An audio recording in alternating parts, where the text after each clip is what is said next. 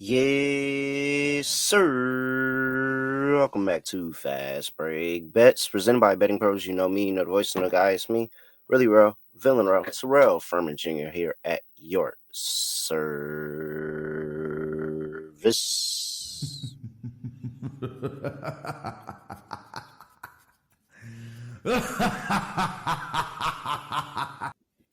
Okay, so we are here with some updates from the last show.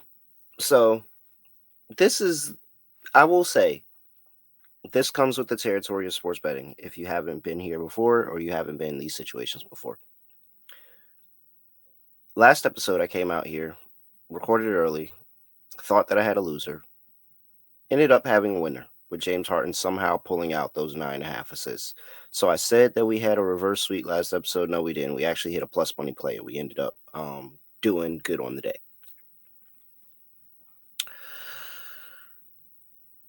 With that, I got that by the hook.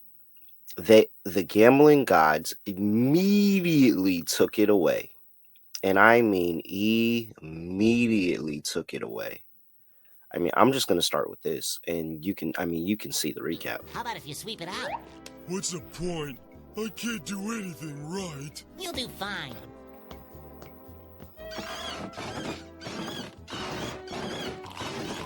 Hey, pal. You just blowing from Stupid Town? Now, in my defense, okay, Wizards, Lakers dominated, beat up a bad team. Wizards couldn't score. Game didn't go over. All right, you know what? Cool, fine.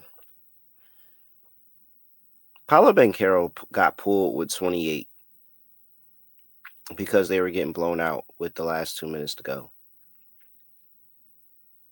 And there was chances. There was chances. It was right there. In fact, I'm thinking of a missed free throw. He got fouled late, and he went 1 for 2 at the line. That sucks. And then Jonas Valanciunas, also again blowout other direction. He ends up getting hooked, finishing with 7. You know, it's kind of annoying. That was annoying. That was annoying. I mean, there's days where you're just completely wrong, and then it's getting hooked. And you know what? The annoying part about Paolo is I probably could have played him a different way and hit, but he didn't. He had 2 assists, and you know, the scoring was there. He just didn't get. I would have 4. You know, even 3 would have been fine. 4. I was thinking of 4, maybe 5 assist game. Sigh, deep, long, exasperated sigh, because that was annoying. So we're 0-3 on the day. College basketball wasn't much better. College basketball went 1-1. Shout out to Tennessee. Hate Seton Hall. Seton Hall really, really sucks. Even Shaka Smart covers the first double-digit spread in the Big East. Shaka Smart covers this season. And of course, it was the Seton Hall. Seton Hall's dead. All right. That's annoying. Either way, we bounce back and we move on. I have 2 plays, ironically, in the same game. And I feel like we backed this player a lot. Definitely this week. But I feel like we backed this player a lot. And I'm going to just continue to roll with it again. Before we get to that, though, gotta talk to you all about making sure that you are submitting your comments and everything you need to be able to have a chance to win that Trae Young signed jersey over there at the Betting Pros YouTube channel. Just subscribe to Betting Pros YouTube, comment on any of my Fast Break Bets videos, and you will automatically be entered into a drawing for an opportunity to win an autographed Trae Young signed jersey. Now, you only got about a week left to get into that contest before the end of January. Then we'll be moving on and giving away the next jersey. But hey, go ahead and go get your Trae Young autographed signed jersey. All right. Let's do this. The Milwaukee Bucks are on the road going to play the New Orleans Pelicans. Pelicans are catching, what is this line at? 6.5 at home. 233.5 is total.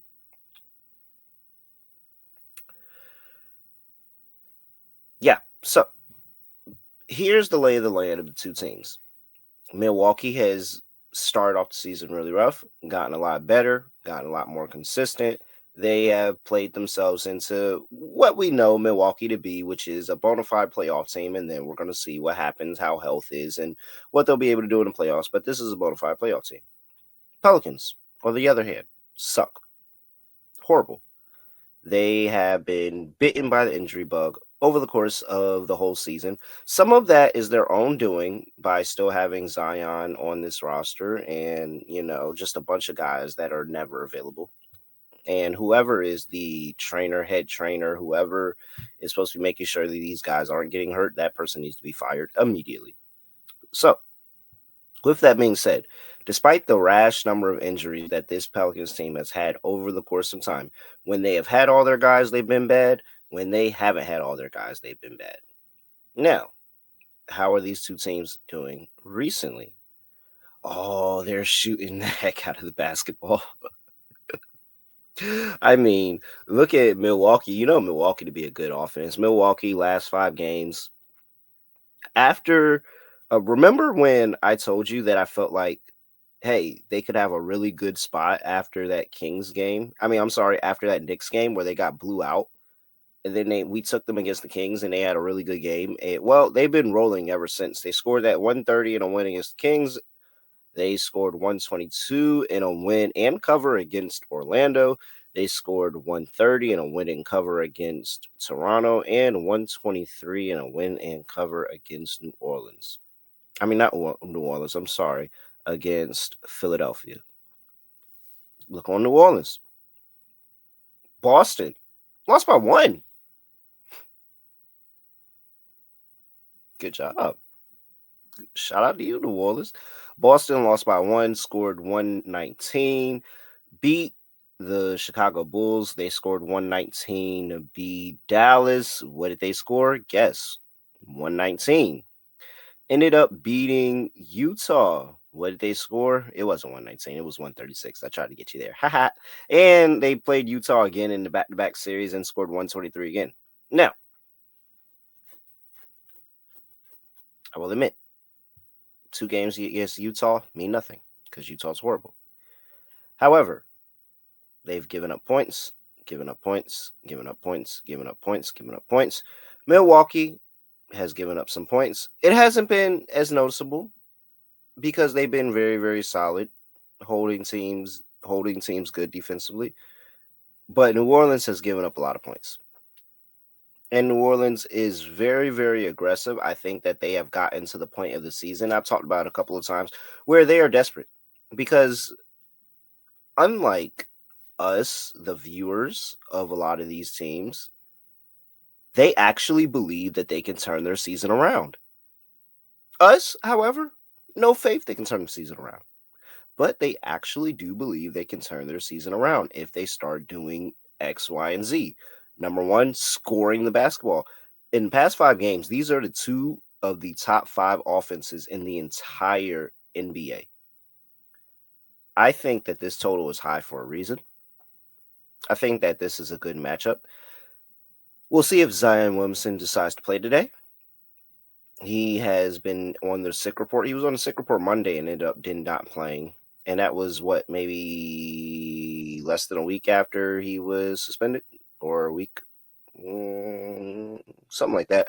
Whatever, being late to team practices, being late to the team playing, all that stuff. So it's a lot going on with Zion. Nonetheless, when he's on the court, he scores basketball. But without him, he's still been scoring. They've still been scoring. The New Orleans Pelicans still been scoring. I'm kind of sold on the fact of New Orleans has found something where they're going to be able to put points on the board. They're just not going to be able to slow anybody down at all. And this Milwaukee team is good enough to put points on New Orleans, but I don't think they're good enough to not overlook this team. I think they are good enough that they are overlooking this New Orleans team. So I don't want to lay the points with Milwaukee. That was a very close bet to this game. However, what I will do is say both of these 2 top 5 offenses get together. Both of these 2 teams, excuse me, two of the fastest paced teams over the course of the past 5 games as well. So I think we're going to see a lot of pace. I think we're going to see up and down on the floor. I think we're going to see offensive rebounds on both sides, which leads to more possessions, more points. I am all over the over 233.5 in this game. Play number one for me. And following that up, because we like a over, who's going to score the points? Well, we know who's going to do it. It's going to be our guy off the bench, Bobby Portis, who has been nothing but consistent over the course of the entire year. And he's been really, really good for us when we backed him on his points props. We're taking his points prop over 11.5 here today. Prop bet cheat sheet has him projected for 14.4. Give it a 68% cover probability and a 5-star bet rating. And I mean, we talked about Bobby enough, but if you need to know more, Bobby's been over this line in 9 of his last 15 games. And we were able to get him going over against Toronto. Not last time out, but the time before that. We very, very good. Stayed away from him in Philadelphia. I think this is another time to back Bobby Portis because he has the size advantage. He has the matchup that I like. Him coming off of the bench, playing against guys in that second unit for New Orleans. Honestly, first unit as well, especially if Zion doesn't play. That's just even more size that they're losing in this game, and I think Bobby Portis can take advantage of. So didn't take the rebounds this time. Took the points, giving Bobby Portis over 11.5 points. Play number 2, and that's how we close things out for this episode of Fast Break Bets. Going to be Bucks Pelicans over 233.5, and we're going with Bobby P over 11.5 points. All right, give me a follow at reallyreal __ on X and TikTok. Give me a follow on BettingPros at BettingPros on X and TikTok at BettingPros NFL on Instagram and YouTube.com/BettingPros. All right. Yeah, that's it. Let's get a bounce back day going. That was really annoying to get hooked on 2 props like that, but we're gonna have a better day. I feel really good about this over. I think we see a lot of points. Let's just make sure that Bobby Portis is one of them. So with that, to be exact, 12 of them at least. With that, I have nothing else saying, nothing else to do. No other way of ending the podcast. Just gonna end it like this. So we are out of here.